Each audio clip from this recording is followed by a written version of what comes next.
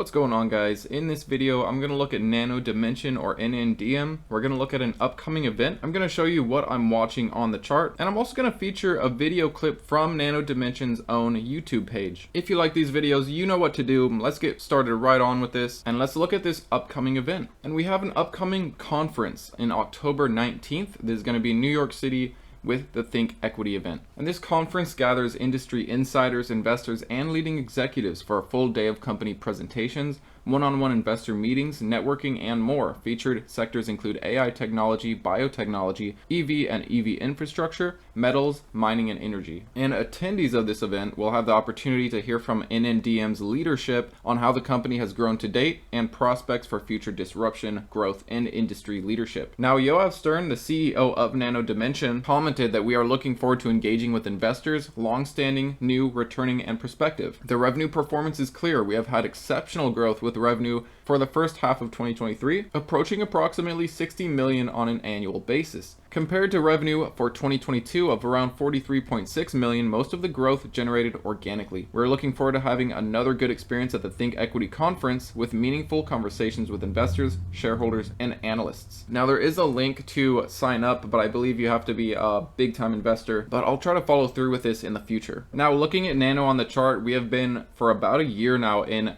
an accumulation phase, I would say, a stage one or a bottoming out. And typically this precedes the next stage, which is a run up, a rally. We've been essentially flat, if not slightly up over the full year, over a whole year now, while other small caps have been just creating new lower lows and reverse splitting, being forced to reverse split. You have Nano Dimension just maintaining throughout this whole year. I think it's great to DCA now, just slowly add, but keep money on the side, just in case we do pull back a bit. We just had a break out of this descending wedge. Seems like the market's really not reacting much to it, so we'll see where this goes. But if we do start seeing a considerable pullback, I'm watching for this 230 area, which would be a bounce on this ascending trend. We have bounced on it previously, and a bounce here would be another higher low. It is a bit concerning to see the 50 MA pointing downwards. However, it is still above the 200 MA. And looking at the EMAs, we are now under all three of them, and the 50 has broke the 200 and it's working on breaking the 100. So what I want to see is a bump up from here, a rise over the EMAs, and maintaining them, bouncing above them, so that these EMAs can flip bullish. And same with the moving averages. I want to see a run over the 200 MA so we can start working on the 50 MA and start seeing it actually curl upwards. So right now we're kind of getting mixed messages on this chart. While we are in a general long-term uptrend and accumulation phase, things do short-term look a bit bearish, with us under the EMAs and under the 50 MA with it pointing down, as well as being under the 200 MA. However, the 200 MA is still somewhat pointing up. Volume-wise, we've been seeing somewhat a decrease in volume lately, so I am watching for a change in volume for the positive. And I do think now is a great time to really start watching these small caps, stocks like Nano Dimension, that will react positively to the Fed changing stance. We are likely to see maybe one more rate hike, depending on upcoming inflation data, CPI, PPI, things like that. And while Nano Dimension is an Israeli company, I do expect it to follow along with other small caps once we realize that we're at the end of the rate hikes. And rates going lower will help small caps that either need to acquire high interest debt or dilute considerably, as these small cap stocks aren't profitable and they have to get money from somewhere. So I think now is still a great time to be watching Nano Dimension, but let me know what you think. Do you think we're going to be negatively affected if we see one more rate hike, or do you think it's somewhat priced into the market already? We're getting at the tail end of these rate hikes, and we know what comes after. And these rate hikes have been the reason these small caps have done so poorly. Remember, the market is always forwards looking, so once we catch wind of rates going down, I wouldn't be surprised to already see these small caps performing quite well. But let me know what you guys think down below, and let's roll that clip. Thanks as always for watching, guys, and I hope you enjoy.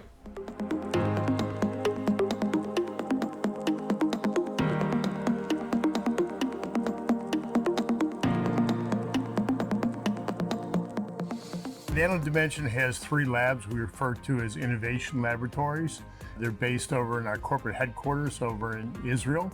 Also, a brand new lab just finished getting outfitted in Munich, Germany, and our facility here in Waltham, Massachusetts. The labs are set up to be supportive of our customers, and you'll find in each one of the labs several pieces of equipment, most notably the Dragonfly 4, which is our electronic additive manufacturing cutting edge product. Each one of the labs has a couple machines. There are two in Munich and 5 here in Waltham. We also have here our Havent 130 machines, which are additive manufacturing, focusing on our ceramic products. We also have in each one of the labs equipment from Fabrica, and Fabrica focuses on very small polymer parts down to as small as 2-micron technologies. And then perhaps most importantly, we have our SMTech Fox 4 machines, focusing on surface mount technologies.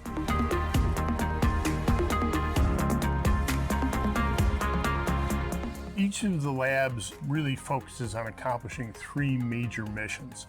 First of all, we work collaboratively with our customers. We bring their designs into each of the labs, we program for them, and we do proof of concepts to prove to them that our equipment is capable of accomplishing their objectives. The second thing is we'll work on trying to refine yield, trying to perfect the manufacturing process, the different variables that are necessary. And lastly, we work on it ourselves. We're continually bringing new materials in, new innovative ideas. Our application engineers are very talented. We hold customer events here. We're able to bring in large groups of both existing customers and future customers and talk about applications we've developed and have a free forum for exchange of ideas.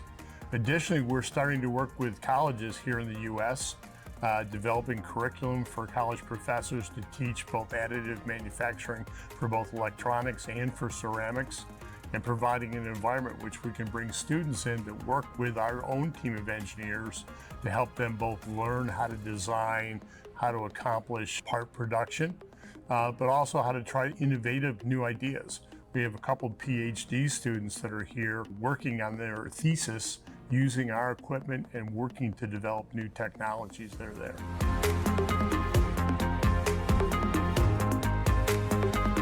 In addition to our own production equipment, we have a very sophisticated range of test equipment that you would see normally in a very sophisticated production environment to ensure the quality of the product.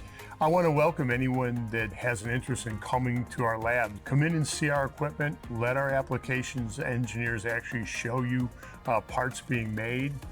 We can work together with you on proof of concept and show you how we can accomplish it. We're continually trying new materials, new applications, new shapes and designs. And oftentimes the exchange of ideas and information we have with our customers help to improve our own product output. So please feel free to come visit us. We welcome you. We promise you an exciting experience when you get here.